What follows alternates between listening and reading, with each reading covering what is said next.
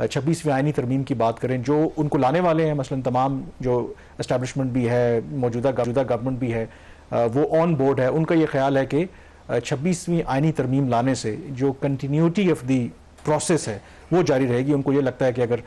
Chief justice की जब 25 अक्टूबर को जो मुमकिन तौर पर तब्दीली होगी, जो नए चीफ जस्टिस आएंगे जो भी होंगे, तो शायद ऐसा वो ना करें कि जिससे तमाम जो सिस्टम है वो अपसाइड डाउन हो जाए। तो एक कंटिन्यूटी की बात हो रही है। और कंटिन्यूटी क्यों इंपॉर्टेंट है? आज 18 अक्टूबर है, मैं वैसे कैलकुलेट कर रहा था, 18 अक्टूबर में यानी कि 18 दिन के अंदर इस्लामाबाद कैपिटल ऑफ पाकिस्तान सिर्फ 4 दिन वो खुला है। पहले पीटीआई के एहतजाज की वजह से, फिर हमने देखा कि एससीओ कॉन्फ्रेंस की वजह से बंद रहा, तो वो तो एक लेजिटिमेट रीज़न थी। लेकिन इस तरीके से अगर आपका कैपिटल बंद रहे, कारोबार आपके ना चल पाएँ, तो वो सीरियस क्वेश्चन मार्क्स होते हैं जो भी आप पॉलिसीज लेके आए, रिफॉर्म्स लेके आए। कामरान, आपने मुझे वो याद दिला दिया जो फाइनेंस मिनिस्टर मोहम्मद औरंगजेब का क्लेम था कि एक दिन की अगर हड़ताल हो तो 194 अरब रुपए का नुकसान होता है पाकिस्तान की इकॉनमी को। इसके ऊपर मेरे कल के प्रोग्राम में हमें डिटेल में बात करनी चाहिए। इस हुकूमत ने खुद पिछले 3-4 दिन से जो है पाकिस्तान की जो कैपिटल उसको मफलूज करके रखा हुआ है। अगर पॉजिटिविटी को और एक सर्टेनिटी को, एक मोमेंटम जो अच्छा बन रहा होता है, उसको अगर किसी पे ख़राब करना ख़त्म है तो वो इस हुकूमत के ऊपर ख़त्म है। जो एक पॉजिटिव मोमेंटम बना हुआ था, शंघाई कोऑपरेशन ऑर्गेनाइजेशन बड़ा कामयाब इजलास हुआ, अल्लाह का शुक्र है कि किसी किस्म का कोई वाक़या नाखुशगवार पेश नहीं आया। अभी वो जो डेलीगेट्स थे वो पाकिस्तान में ही थे और साथ ही खबरें चलना शुरू हो गई हैं जी कि स्पेशल कमेटी की मीटिंग कॉल हो गई है, दोबारा ड्राफ्ट जा रहा है। एक और एक अनसर्टेनिटी पैदा की कर, जिसको आप कॉन्टिन्यूटी कहते हैं, इसको देखने का एक और भी पर्सपेक्टिव है। वो पर्सपेक्टिव ये है कि जो मेरी चॉइस का बंदा होगा, अगर वो बैठा है तो कंटिन्यूटी है। अगर मेरी लाइकिंग का बंदा किसी कॉन्स्टिट्यूशनल ऑर्गेनाइजेशन का, इंस्टीट्यूशन का हेड है, तो वो कंटिन्यूटी नहीं है। मैंने इसीलिए कहा ना कि ये एक पर्सपेक्टिव है उन लोगों का जिनका ख्याल है कि उनको लगता है कि इस वक्त जो पाकिस्तान जिन मसाइल से घिरा है, economy is the key issue, security एक प्रॉब्लम है, उसमें कोई भी इदारा, खास करके जो सुप्रीम कोर्ट है, ऐसा कोई चीफ जस्टिस नहीं आना चाहिए या ऐसा कोई फैसला सुप्रीम कोर्ट की तरफ से नहीं आना चाहिए जो इस सारे प्रोसेस को तलपट कर दे। तो इसलिए उनका ख्याल है कि ये प्रोसेस या ये जो मौजूदा सेटअप है इसे चलते रहना चाहिए। तो उनका ख्याल है। अब ये भी एक डिबेटेबल पॉइंट है कि अगर आप 26वीं आईनी तरमीम ले भी आते हैं, अपनी मर्जी का अस्यूम करें चीफ जस्टिस ले भी आते हैं, तो क्या उससे स्टेबिलिटी आएगी या चीजें मजीद खराब होंगी? क्योंकि इट्स अ डिबेट। मैं ख्याल इसको कंक्लूड करते हैं इस डिबेट को, और एससीओ और इंडिया के साथ जो पाकिस्तान के रिलेशंस और उसमें जो डेवलपमेंट हुई उस पर बात करते हैं। But my last comment on this issue is, अभी जो चौथा ड्राफ्ट लीक हुआ है कॉन्स्टिट्यूशनल अमेंडमेंट्स का, जिसमें 26 तरमीम दिखाई गई हैं, उसके अंदर एक तरमीम ये है कि जो नए चीफ जस्टिस ऑफ पाकिस्तान की जो सिलेक्शन होगी अब वो सीनियर मोस्ट जज के पैरामीटर के ऊपर नहीं होगी। एक बनेगा, वो कमेटी बनेगी पार्लियामेंट्री खसूसी, उसमें से 3 सीनियर मोस्ट जजेस का जो है उसमें से किसी एक की सिलेक्शन होगी। और जो प्रपोज अमेंडमेंट है उसके तहत ये जो प्रोसेस है आइंदा इस चीफ जस्टिस की सिलेक्शन के लिए तो सिर्फ 3 दिन पहले उसको कंप्लीट करना, क्योंकि टाइम नहीं है। दैट मीन्स कि 22 अक्टूबर और आगे आइंदा आने वाले जो भी प्रोसेसेस होंगे उसमें ये 14 दिन का होगा। तो ये एक वाज़े तौर पर कहा जा सकता है कि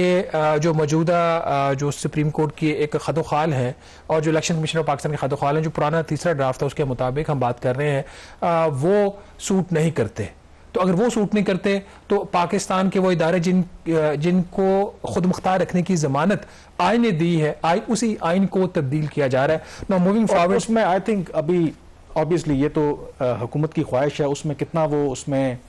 कर पाते हैं उस ख्वाहिश को पूरा, ये एक अलग पॉइंट है। और ये भी बड़ी इंटरेस्टिंग डिबेट है कि अब चीफ जस्टिस की जो अपॉइंटमेंट है, ये पहले सेटल हो गया था कि आपको पता है कि आर्मी चीफ की जब अपॉइंटमेंट होती है तो बड़ा एक सीरियस इशू होता है। उसमें भी ये डिबेट होती रही कि इस अपॉइंटमेंट की कंट्रोवर्सी को ख़त्म करने के लिए जिस तरह चीफ जस्टिस की अपॉइंटमेंट होती है, क्लियरली जो सीनियर मोस्ट हो उसको आर्मी चीफ लगा दें। लेकिन यहाँ पर लगता ये है कि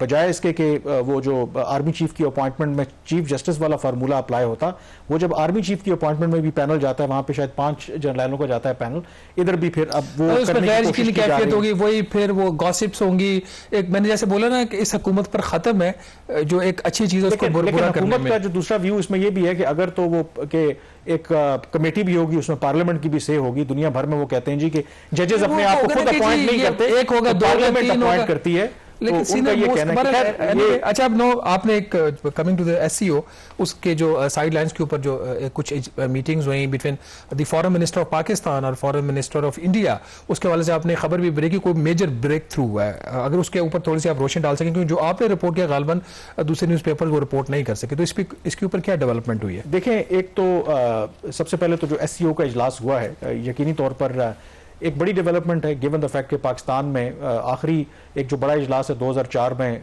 सार्क समिट हुई थी पाकिस्तान में, लेकिन उसमें भी ऑफ कोर्स 7 जो सरबराहाने मुमलिकत थे या सरबराहाने गवर्नमेंट थे वो आए थे।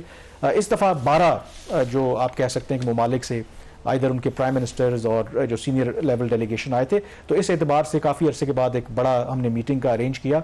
उसमें एससीओ की भी अगर बात करें तो चाइनीज़ और रशियन प्राइम मिनिस्टर्स की मौजूदगी जो है वो ऑफ कोर्स उसको काफ़ी उसने इंपॉर्टेंस दी, और डायरेक्टली तो नहीं लेकिन जो जॉइंट कम्युनिके भी आया उसमें उन्होंने कहीं ना कहीं अमेरिका को तनकीद का निशाना बनाया कि ये जो प्रिंसिपल है यूनिलैटरल तरीके से मुल्कों के ऊपर पाबंदियां लगाने का, ये फेयर नहीं है। और उसमें इंटरेस्टिंगली उसके ऊपर फिर चाइना के ग्लोबल टाइम्स ने एक एडिटोरियल भी लिखा जो हमारे प्राइम मिनिस्टर ने बात की थी कि एससीओ जो है it is a beacon of multilateralism, यानी कि वो चैलेंज करते हैं कि अमेरिका की जो यूनिपोलर है। अब उसमें जो इंपॉर्टेंट बात है कि ये जो एससीओ है ये भी कहता है कि ये जो मेंबर ममालिक हैं इनके दरमियान अच्छे ताल्लुकात को फ़रोग देने की बात करता है, डायलॉग की बात करता है, और लगता ये है कि माजी के बरक्स इस दफ़ा पाकिस्तान और भारत ने कोशिश की है कि जो शंघाई कोऑपरेशन ऑर्गेनाइजेशन की स्पिरिट है उसको फॉलो करते हुए चलें। अब जो ब्रेक थ्रू की बात हो रही है उसमें थोड़ा सा कॉन्टेक्स्ट ज़रूरी है, क्योंकि पाकिस्तान और भारत के ताल्लुकात की नौइयत अच्छी तरह से आप जानते हैं कि इस हद तक ख़राब है कि आखिरी मरतबा पब्लिकली दोनों ममालिक के किसी भी रहनुमा ने जो हैंड शेक किया वो 2017 में किया था, और वो भी एससीओ के फोरम पे था। उसके बाद से हमारे ताल्लुकात इस कदर ख़राब हो गए कि प्राइवेटली तो शायद हम एक दूसरे से मिल लेते हैं, लेकिन डोमेस्टिक प्रेशर की वजह से पब्लिकली हमारे रहनुमा जो हैं कैमरे के सामने एक दूसरे को सलाम तक नहीं देते थे। अब इस तनाजुर में, और अगर आप काउंसिल ऑफ फॉरेन मिनिस्टर्स की मीटिंग जो गोवा में पिछले साल मई में हुई थी, मैं भी वहाँ पर मौजूद था, वो जो बिलावल भुट्टो जरदारी गए थे वहाँ पर, बजाय इससे कि उससे बर्फ़ पिघलती मज़ीद ताल्लुकात वो ख़राब हुए, क्योंकि दोनों ने एक दूसरे के ऊपर खूब इल्ज़ाम तराशी की। तो इस तनाजुर में अब जब जयशंकर साहब पाकिस्तान आए तो सबसे पहला तो ये सवाल था कि क्या हैंडशेक होगा पब्लिकली।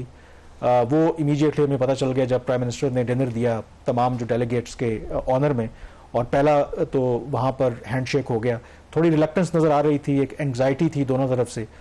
लेकिन then within few hours यानी कि नेक्स्ट डे जब जिना कन्वेंशन के अंदर ये कॉन्फ्रेंस का इनेकाद हुआ तो वहाँ पर जब सेकंड हैंडशेक हुआ तो उसमें क्लियरली अगर आप देखें body language, even S Jaishankar की, ही वाज रिलैक्स, इवन जो हमारे प्राइम मिनिस्टर हैं साथ इसहाक डार भी थे तो वो बहुत रिलैक्स रख रहे थे। इसका मतलब है कि इन बिटवीन कुछ हुआ। और जो मेरी इतला है कि जब ये डिनर भी हुआ तो डिनर के मौके के ऊपर ज़ाहिर है वहाँ पे कैमरा वगैरह तो नहीं थे, पुल असाइड हुआ, वहाँ पर जो इसहाक डार साहब हैं और एस जयशंकर हैं और जो पीसीबी के चेयरमैन एंड प्लस जो इंटीरियर मिनिस्टर हैं मोहसिन नकवी, वो भी वहाँ पर मौजूद थे। 5-7 मिनट सुना है कि वहाँ पर भी डिस्कशन हुई है। फिर जो सबसे इंपॉर्टेंट बात है जो मैं ब्रेक थ्रू की बात कर रहा हूँ कि अगले दिन जब ये दोनों मुल्कों ने स्पीच करनी थी, सबसे पहले प्राइम मिनिस्टर ने स्पीच की। जो पहला चेंज था उन्होंने भारत का कोई जिक्र नहीं किया, कश्मीर का तस्करा नहीं किया। बाय द वे ये जो एससीओ का चार्टर है उसके स्ट्रिक्टली इन लाइन है, क्योंकि दोनों ममालिक या एससीओ अपने बायलैटरल इशूज़ जो है ना मेंबर कंट्रीज़ वो नहीं लाते, लेकिन माजी